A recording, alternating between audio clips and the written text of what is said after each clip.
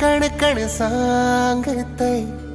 मावळ्याच्या मना मंदिरातय,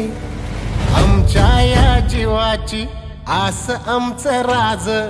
आभाळाला भिडला ह्यो झेंडा बघा आज, आम्हावरी कृपा करी